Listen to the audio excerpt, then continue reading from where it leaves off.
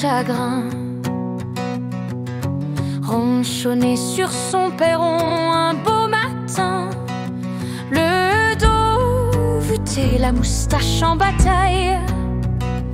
Il tournait dans sa paume une trouvaille, une simple noix, si lisse et si parfaite, mais dure comme le roc, fier et entêté, que nul coup ne fend, même s'il s'échine. Un affront personnel à sa routine. Hélas pour Paul, la noix maudite nargue ses mains, son âme s'agite, il jure et grogne aux grandes dames des oiseaux. Sacré bleu de coquille, maudit fléau.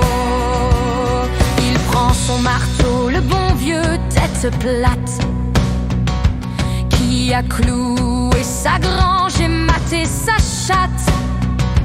Il la pose sur la marche, prend une grande inspiration, frappe de toutes ses forces avec conviction. Mais la noix ricoche dans un pingue insolent et vient décapiter son plus beau nain de jardin blanc.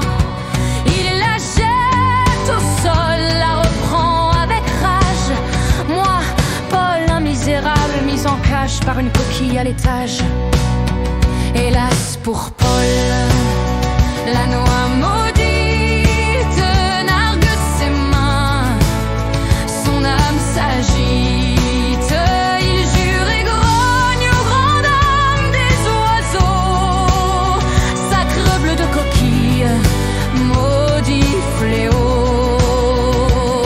Il la coince dans l'étau de son atelier sombre, où le métal et l'huile créent des jeux d'ombre. Il tourne la manivelle, les muscles salants, la fonte gémit sous l'effort constant. Un craque retentit, un bruit de fin du monde.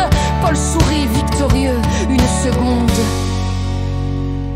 mais c'est l'étau qui a cédé, fendu en deux, laissant choir la noix d'un air presque heureux. Le souffle court et le regard mauvais, il retourne dehors, cherche un moyen plus laid. C'est alors qu'il voit sa masse énorme et lourde, celle qui fend les troncs sans paroles sourdes. 12 livres d'acier au bout d'un manche en frêne, l'arme ultime pour calmer sa peine. Il la saisit à deux mains, le cœur battant. Ce sera elle ou moi. Il place l'ennemi sur la plus haute marche, comme un condamné au pied de la grande arche. Il lève la masse, vise le petit point, mais le sort est cruel et son dos a ses besoins. La masse glisse, déviant sa trajectoire et frappe le perron. Pour la triste histoire, le bois éclate, l'escalier se disloque, le tout s'effondre dans un terrible choc. La masse poursuit sa course folle et sans but, creuse un sillon profond dans son carré de laitue. Elle finit sa course dans un fracas amer, en plein dans le radiateur de sa tondeuse à gazon neuve d'hier. La noix, elle a roulé sans une égratignure, juste à côté de sa botte.